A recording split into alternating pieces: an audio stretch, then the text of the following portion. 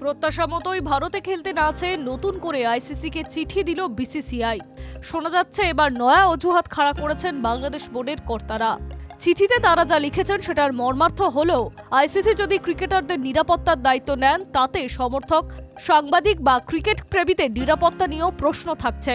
BCCI সূত্রে বলছে, ভারত যে বাংলাদেশিদের জন্য নিরাপদ নয় সেটা নতুন চিঠিতে লেখা হচ্ছে। মুস্তাফিজুর রহমানকে আইপিএল থেকে নিষিদ্ধ করেছে বিসিসিআই। এই সিদ্ধান্ত ঘিরে ভারত বাংলাদেশ ক্রিকেটীয় সম্পর্কের ব্যাপক অবনতি ঘটেছে। বিশ্বকাপ খেলতে ভারতে আসবে না বলে জানিয়ে দেয় বিসিবি। এমনকি আইপিএল সম্প্রচারও বন্ধ করে দেওয়া হয় বাংলাদেশে। বিসিবি সাফ জানিয়ে দেয়, সর্বোচ্চ নিরাপত্তা পেলেও ক্রিকেটাররা ভারতের মাটিতে বিশ্বকাপ খেলতে যাবে না। যদিও আইসিসি বিসিবিকে সাফ জানিয়ে দিয়েছে বাংলাদেশের জন্য সর্বোচ্চ নিরাপত্তার ব্যবস্থা করা হবে, কিন্তু ভারত থেকে ম্যাচ সরানো সম্ভব নয়।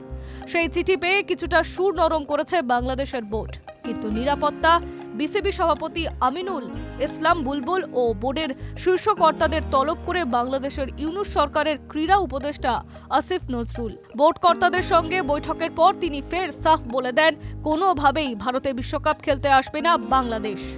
ক্রিকেটারদের নিরাপত্তা, বাংলাদেশের নিরাপত্তা, বাংলাদেশের মর্যাদা সমস্ত কিছুর সঙ্গে আপোষ করে মুস্তাফিজুররা ভারতে খেলবেন না। তারপরেই নতুন করে বিসিবি চিঠি লিখেছে আইসিসিকে। বলা হয়েছে, ভারতে খেলতে যাওয়া সম্ভব নয়, তবে বাংলাদেশ অবশ্যই বিশ্বকাপ খেলতে চায়, সেটা বিকল্প ভেন্যুতে।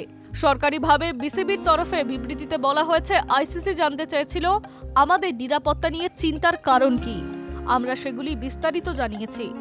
শোনা যাচ্ছে, ভারতে খেলতে আসার ক্ষেত্রে বোর্ডের একাংশের আপত্তি নেই।